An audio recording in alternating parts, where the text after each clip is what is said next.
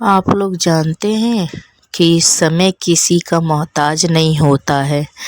ऐसा मैं इसलिए कह रही हूँ, वैसे तो अक्सर करके लोग इस बात को जानते हैं, लेकिन मैं अपने अनुभव से कह रही हूँ।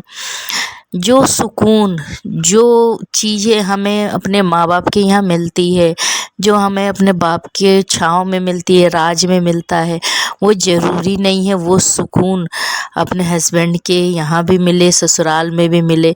लोग कहते हैं सास को माँ समझो। माँ किस तरीके से समझे? माँ हमारे दुख को बिना कहे आवाज़ से पहचान लेती है। क्या सास भी ऐसा पहचानती है? कभी नहीं पहचान सकती है। तो हम कैसे कह दें कि हाँ, सास को माँ समझो। सास को अगर माँ समझ लेंगे मायके, तो ससुराल में क्या फ़र्क रह जाएगा? सास सास ही होती है और माँ माँ ही होती है। हाँ, वो बात अलग है कि कई जगह सास मैच्योर मिलती है, हर चीज़ों को समझने वाली मिलती है। वो ये सोचती है कि जो तकलीफ़ हमने सहा वो हमारी बहू ना सहे, जो इच्छाएं हमारी रह गई वो हमारी बहू की ना रहे। और कई घरों में सास ये सोचती है कि हमने तकलीफ़ सहा तो हमारी बहू कैसे सुख सहे, उसे भी तकलीफ़ ये सहना पड़ेगा। जो हमें नहीं मिला वो हमारी बहू को कैसे मिले, उसे भी ये नहीं मिलना चाहिए। लेकिन माँ ये सोचती है कि जो अरमान मेरे रह गए वो मेरी बेटी के ना रहे, वो पूरा करे अपने अरमान। जो तकलीफ़ मैंने सहा वो मेरी बेटी ना सहे या मेरा बेटा ना सहे। तो सास कभी माँ नहीं बन सकती। और मैं सास के ऊपर ही क्यों कहूँगी, बहू भी कभी बेटी नहीं बन सकती है।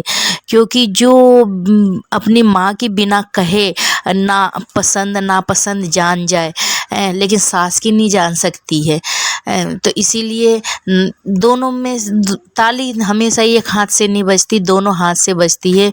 ना ही सास माँ बन सकती है, ना ही बहू बेटी बन सकती है। हाँ, 100 में से 10% ऐसा होता है, बेटी तो नहीं बनती, लेकिन हाँ, दोनों की अंडरस्टैंडिंग इतनी रहती है कि तालमेल काफ़ी अच्छा होता है। तो उसे लोग कह देते हैं कि माँ जैसा प्यार है। माँ जैसा प्यार नहीं होता है। अगर बेटी अपनी माँ से नाराज़ होकर 2 शब्द उल्टे भी कह दे ना, तो माँ उसकी बर्दाश्त कर लेगी और फिर उसको लाड़ लड़ाने लगेगी।